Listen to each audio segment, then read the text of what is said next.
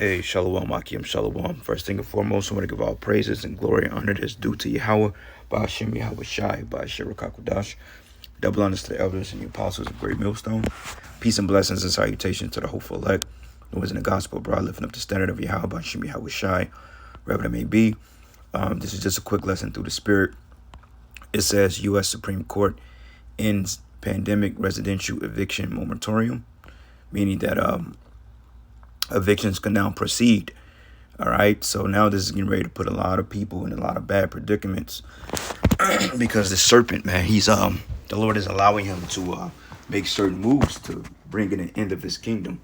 So in order for the kingdom of heaven to be set up on the planet Earth, this man has to fulfill prophecy, man. Okay, he has to. There's no ifs, ands, or buts. So, like we was telling brothers and how we speak in a group chat, majority of the time, I won't even say time to time, we're telling brothers to prepare their mind, man, because it is written in the story that we will get the victory, but yet there is tribulation that comes with that victory, but it's written in the story that we're going to win at the end. Okay, so you have to keep focus on end game. You know what I'm saying? Regardless on how you get there, the fact that you're going to win, obviously, that's speaking good tidings. All right, so with this being said, a lot of you jakes is getting ready to be bombarded with eviction papers and possibly even a man of the Lord, because sooner or later they're going to require certain functions or stipulations in order to keep these apartments. You know what I'm saying? So it's just a matter of time before they infringe on people's so-called rights. So yeah, man, we all getting ready to be pilgrims on the earth and, go door to door, whatever, however they're going to play it. Like a brother uploaded a post, one of the elders out of New York, he uploaded a post, a video, basically showing that the city of New York is going around asking people if they have received Vanessa. You see what I'm saying? So with that being said, man, that's a whole hard pill to swallow,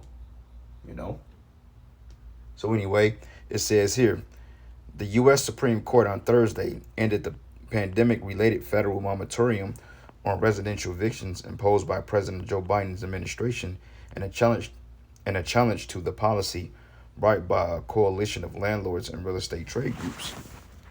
It says here, the justices, who in June had left in place a prior ban that expired at the end of July, granted a request by the challengers to lift the moratorium by the U.S. Centers for Disease Control and Prevention that was to have run into October 13th, right? Because I think it was like some type of temporary extension.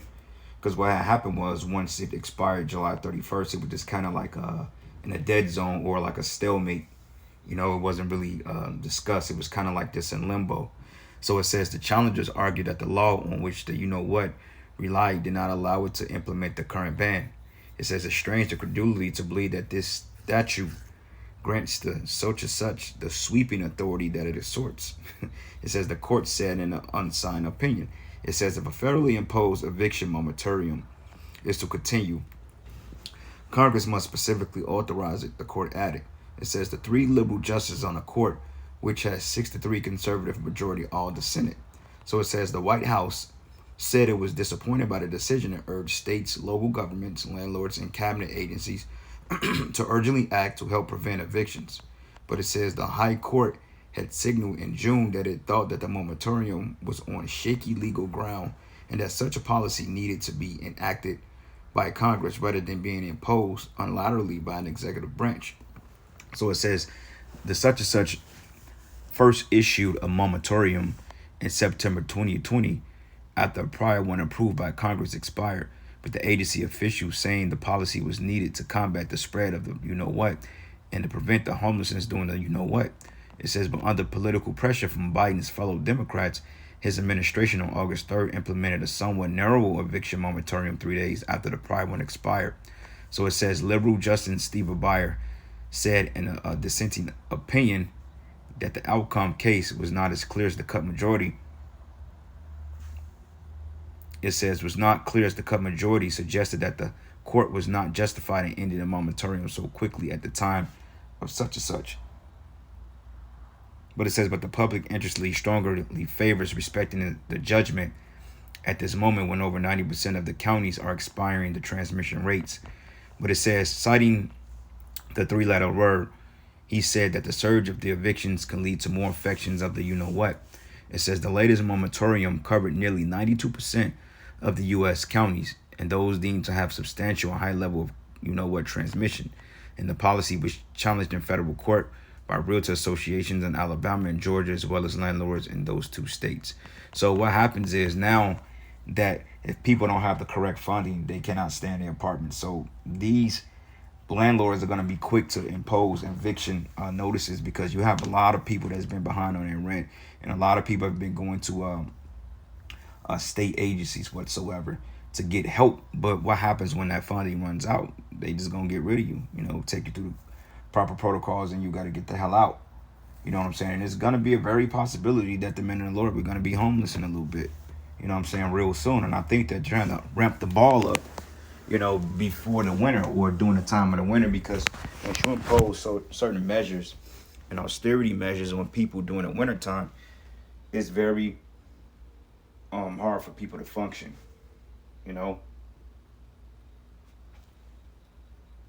Very hard for people to function. So with that being said, man, hey, the Spirit of the Lord is getting ready to move out here, to protect His servants. All right, so hey, brothers, at the end of the day, we have nothing to worry about. We just got to stay faithful.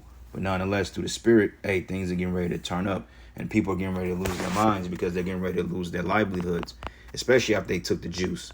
That's the worst thing you can do, is take the juice, and then you still are bound by these said rules, which we've been telling you people for a long time. All right. So this is the book of Job 31, and I'm gonna start at verses. Let's start at verses 16. It says, "If I have withheld the poor from their desire, or have caused the eyes of the widow to fail," it says, "or have eaten my morsel myself alone, and the fatherless have not eaten thereof. From my youth he was brought up with me as with the father, and I have guided him from my mother's womb. And I have seen," and it says, "I have seen any perish for want of clothing, or any poor without covering."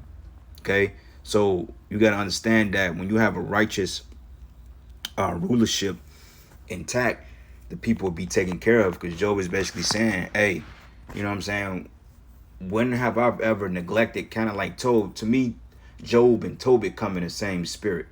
You know what I'm saying? To me, because, they both were for their people. They both helped their people. They both were very charitable, and they both had great riches. You see, so Tobit put me in the mindset of Job through the Spirit. You know what I'm saying? Because, hey, Job, he was very big on charity. And that's what this man, this Edomite, he's not about charity.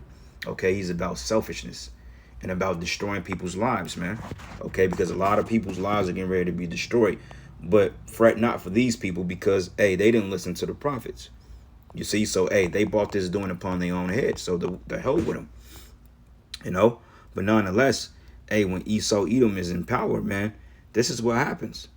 Okay, because this is Proverbs 28:3. It says, "A poor man that oppresseth the poor is like a sweeping rain which leaveth no food." Okay, because in reality, Esau is a peasant. You know what I'm saying? He's really a peasant, and all the riches that he got, he's stolen. So with these eviction moratoriums, man, you finna have a lot of people that's gonna go after these landlords. You're gonna have a lot of people that's gonna start protesting, and this is the beginning of the powder keg that's getting ready to boil in Babylon, already on a pretentious type society. So Proverbs 20, I'm gonna start at verses 29:2. It says, "When the righteous are in authority, the people rejoice, but when the wicked bear rule, the people mourn." Okay, and who is the wicked? Esau Edom. Because hey, I understand that, landlords, they want their money, they want their rent. That's understandable, because ultimately, that's their right. But overall, man, you got to look at it this way too. You had a lot of Israelites out here that got these PPP loans, scheming the system, and then what did they do? They didn't make good on the money. They blew their money. They was getting damn near $1,000 a week in federal stimulus payments and unemployment. And Jake ain't do a damn thing with it, but go to Miami, try to buy Hellcat, scheme, you know what I'm saying, and just do all types of wickedness, man. So therefore, hey, the Most High is getting ready to leave them out there to rot, because they didn't take heed to the warning. You know what I'm saying? Like when we were getting that unemployment on top of working, man, hey, a lot of that money, was saved up, and the brothers was able to live off of it for a little while. You know what I'm saying? In case of a rainy day. So, you got to do the smart thing with it. But Jake, they didn't do that. Ain't no way in hell you get $900 a week, more than you ever make on a job for the most case, if you're not on a salary basis. Dog, man, why that? Oh, you people should be caught up on your rent, man. Now all these people that have been jagging their money, the black woman, want to look good, twerk, she want to go to Miami, want to go to these Vegas and splurge and all that other stuff. You know what I'm saying? Why didn't you put any of that money up?